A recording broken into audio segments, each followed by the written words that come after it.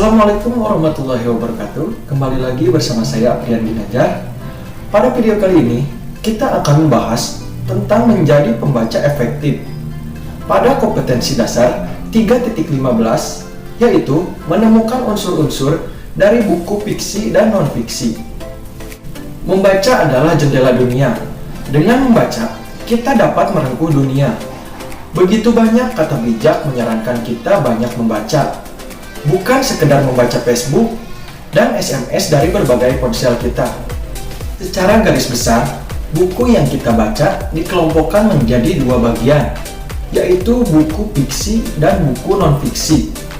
Buku fiksi berisi gagasan, ide, atau perasaan penulis yang bersifat fiktif imajinatif atau hayalan. Buku fiksi perlu kita baca untuk menambah wawasan, memupuk minat baca, dan memupuk kreativitas kita. Sementara buku non-fiksi memaparkan ilmu pengetahuan baik secara teknis maupun secara populer. Contoh karya fiksi yaitu novel, puisi, dongeng, cerpen, dan sebagainya. Sedangkan contoh buku non-fiksi biasanya berupa pidato, esai, biografi, karya ilmiah, buku pelajaran, dan sebagainya. Untuk poin A, membaca dan menggali unsur pembangun buku non-fiksi. Pada poin pertama, kita akan mengenali unsur buku. Buku memiliki bagian yang harus kita kenali, yaitu unsur. Unsur pembangun pada buku fiksi terdiri atas unsur-unsur intrinsik karya sastra. Unsur-unsur dalam buku fiksi biasanya terdiri dari tema, latar, tokoh, alur, gaya bahasa, dan amanat. Apakah kalian tahu penjelasan dari setiap unsur tersebut? Berikut penjelasannya. Yang pertama yaitu tema. Tema adalah ide pokok atau gagasan utama dalam sebuah tulisan. Jika diibaratkan sebuah rumah, tema merupakan fondasinya. Sebab pada setiap tulisan, pasti ada tema yang membangun isi tulisan tersebut. Yang kedua, latar. Latar adalah keterangan mengenai tempat, waktu, dan suasana dalam sebuah cerita. Selain itu, latar juga dikatakan sebagai keterangan. Maksudnya, alur yang berhubungan dengan waktu, ruang, dan suasana. Yang ketiga, yaitu tokoh.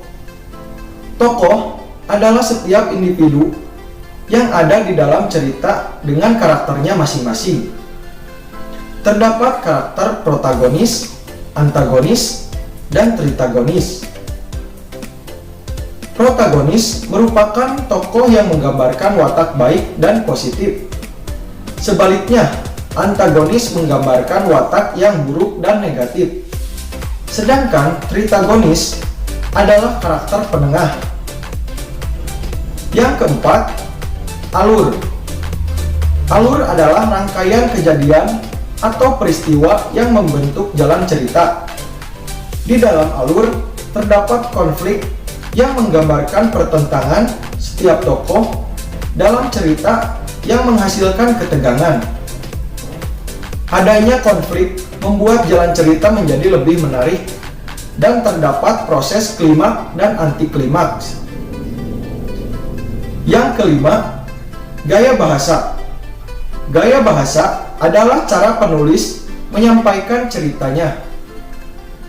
Biasanya terdapat majas-majas tertentu yang digunakan oleh penulis, seperti majas perbandingan, sindiran, penegasan, hingga pertentangan. Yang terakhir, amanat.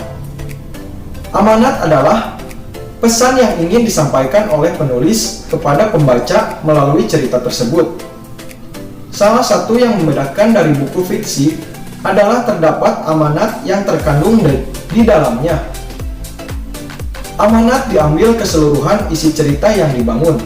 Nah, itulah penjelasan dari setiap unsur buku fiksi. Sedangkan unsur yang terkandung dalam buku non-fiksi, biasanya isi buku tersebut bersifat nyata dan benar-benar terjadi pada kehidupan kita. Unsur buku non-fiksi terdiri atas materi dan kebahasaan. Secara umum, sistematika atau fisik dari buku fiksi dan non-fiksi terdapat perbedaan. Silakan kalian simak sistematika buku fiksi dan non-fiksi berikut ini. Sistematika buku fiksi terdiri atas yang pertama, sampul, yang kedua, halaman judul, yang ketiga, hak cipta, yang keempat, daftar isi, yang kelima, isi buku yang terbagi dalam jumlah bab atau judul, dan yang keenam, tentang penulis.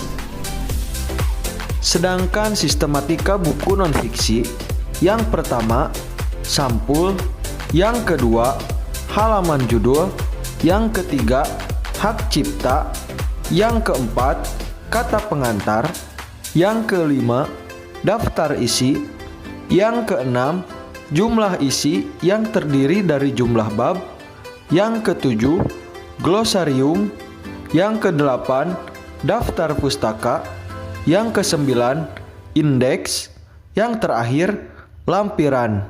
Nah, itulah unsur pembangun buku yang harus kalian kenali, yaitu berupa sistematika penulisan buku fiksi dan non-fiksi. Silakan kalian di rumah cari buku fiksi dan non-fiksi, lalu tulis bagian-bagian yang ada pada kedua buku tersebut. Kemudian bandingkan hasil tulisanmu dengan informasi yang telah saya sampaikan. Sekian materi yang bisa saya sampaikan pada video kali ini. Semoga video kali ini bermanfaat untuk kalian. Sampai jumpa di video selanjutnya. Salam literasi. Jika kalian suka dengan video ini, silakan pencet tombol like. Jika channel ini bermanfaat untuk kalian, silakan pencet subscribe. Dan jangan lupa nyalakan loncengnya, supaya channel ini berkembang dan dapat membantu kalian dalam proses pembelajaran online. Nantikan video selanjutnya tentang materi pembelajaran bahasa Indonesia yang lainnya. Tetap jaga kesehatan dan sampai jumpa. Salam literasi.